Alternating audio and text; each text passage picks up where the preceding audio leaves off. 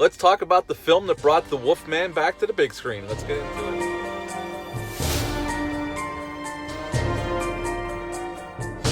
Hey, welcome back to my channel. Today we're going to talk about 2010's remake of The Wolfman. Yes, Universal remade their 1941 classic, The Wolfman. It came out in 2010. This is before their Dark Universe nonsense they tried to pull off.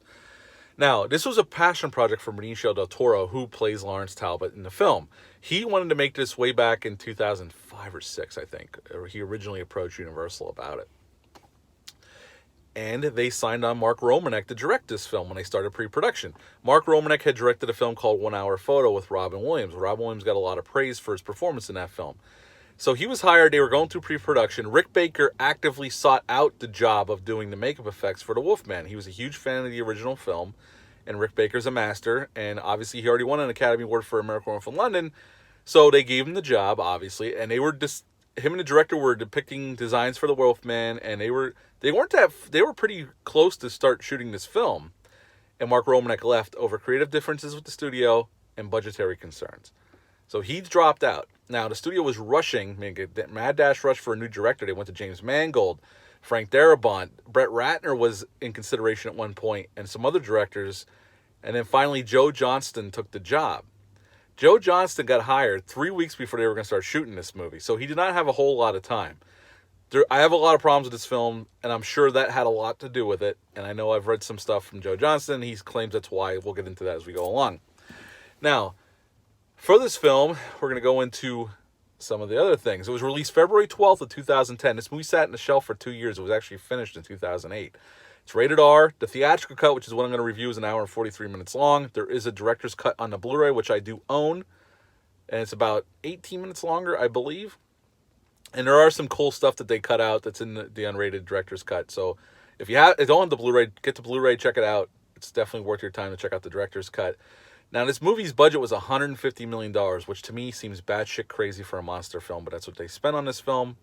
When it got released that February, unfortunately, the critics didn't care for it, which most of the time, who gives a shit what critics think, even though here I am giving my critique of this film. But it grossed $61 million in the U.S. and $139 million worldwide. So it lost some money for Universal. It was not the big hit they were hoping for to rejuvenize their monster franchises. Although they did try again some years later with The Mummy, and they made the same mistakes all over again. But cast-wise, Joe Johnston's directing. We have Benicio del Toro as Lawrence Talbot, our main lead. We got the great Anthony Hopkins as Sir John Talbot, his father. Emily Blunt as Gwen. She is his brother's wife, or widower, as we come to find out very quickly. Hugo Weaving is Inspector Abeline, and he's fantastic in this film. And Rick Baker makes an appearance at the Gypsy Camp. We'll talk about him in a couple minutes. At the beginning of this film, we see this man running through the forest. We see the full moon, and it's nighttime, and it's beautifully shot. It's a beautifully shot sequence. And the Wolfman shows up, damages him severely, but he takes off to the woods, and the Wolfman gives chase, and we cut to our title on the screen, and we cut to Lawrence Talbot showing back up at home in this huge mansion in the countryside, because it's his first time home in a long time. And he's an actor, a stage actor, which they go into a little bit more in the director's cut. In this cut, they talk about it, and it comes up a few times, but they don't really dwell on that part of his character all that much. And he's home for his brother's funeral. It's in a few days, and he talks to his father, who he has an estranged relationship with, and he meets Gwen, his brother's widowed wife now. And he hears this rumblings around town about a beast in the forest. And he hears about that his brother may have had dealings with this gypsy camp outside of town in the forest. Now, the night after his brother's burial, he tells his father, they have a conversation, and his father says, I don't want you going out tonight. It's going to be a full moon. Just stay in. He doesn't listen. He goes off to the gypsy camp. And we pretty much can see what's going to happen here. This is where we see Rick Baker. Rick Baker's in the forest. He's kind of look out for the camp. He gives a whistle when he sees Lawrence going towards the camp. And we see him again briefly in a minute. And he's looking for any information about what his brother's dealings were with the camp. And as he's talking to some of the gypsies, some of the townspeople show up, because they have a grizzly bear, these gypsies, that does tricks. But the townspeople are convinced that the bear is the one that's killing people. And they show the bear And this is where the CGI really shows its ugly head. CGI does wonderful things, and it's shown us a lot of great things in films over the last 20, 30 years. Jurassic Park, T2, the Avengers films, the superhero genre. It showed us some terrific, awesome things on screen. Unfortunately, when you don't use it right, it looks terrible. And right here is the prime example. The bear looks like shit. It's only on screen for maybe 5 seconds. It looks totally fake. Like it's from, and actually they got the animation from the Golden Compass. The only thing they did was they reused it. They just changed from a polar bear to a grizzly bear. And then the Wolfman shows up. He kills Rick Baker's character. He's the first one to get it. And there's a siege on this gypsy camp, which is actually my favorite scene of the whole film. I think it's really well shot, although a little too much CGI. But Lawrence ends up getting bit by the wolf. And he gets taken back to his father's house, patched up, and he supernaturally heals really quickly. And everybody's concerned. The doctor's concerned. Everybody's concerned about this. And then it's not too long before he really knows what's going on. His father, like, he has memories of his mother dying in his father's arms, all bleeding out by the pool one night.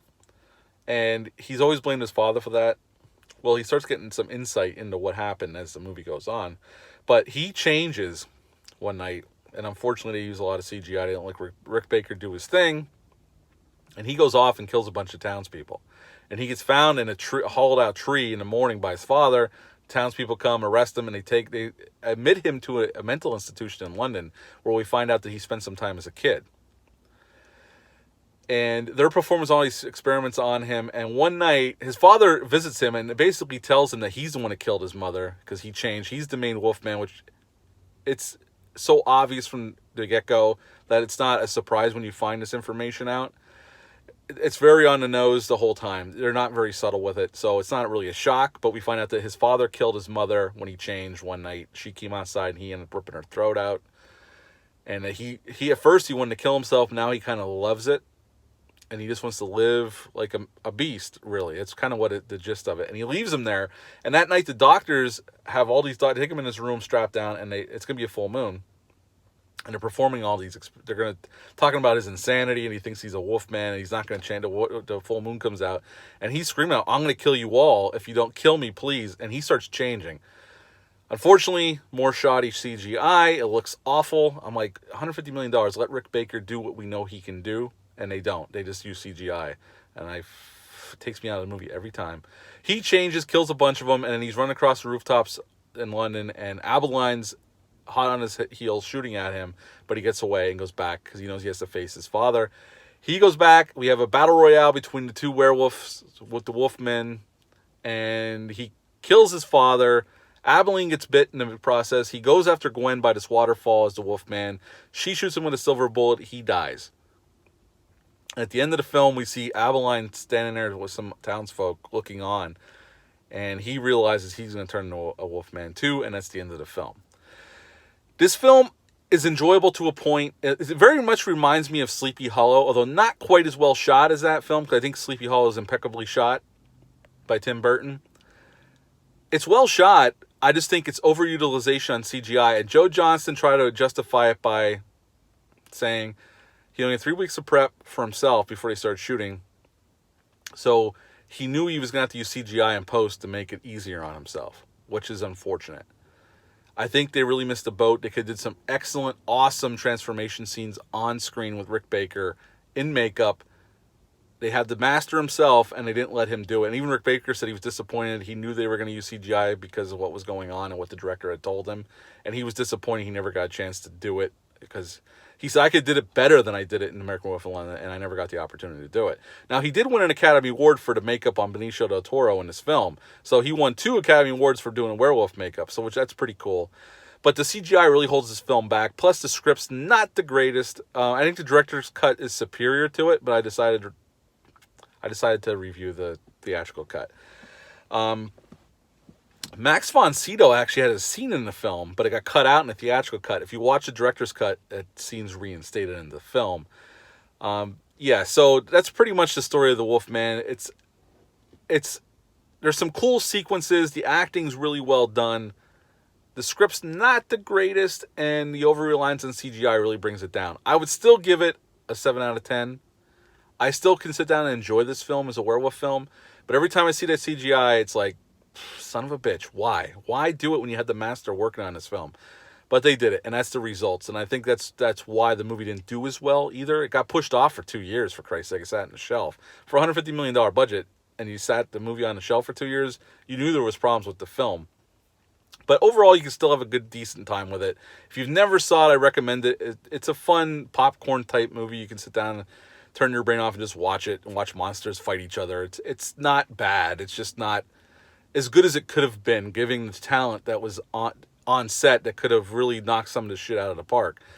But it's one of those things, what ifs, and we got what we got. So yeah, 7 out of 10 for The Wolfman. Have you ever seen The Wolfman? Leave a comment down below, let me know. Hit the thumbs up, hit the subscribe button, share this video, greatly appreciate it. I'll be back on Friday with a review for The Blob, the 1988 remake. And you all have a great day, and I'll be back soon. Thanks, bye.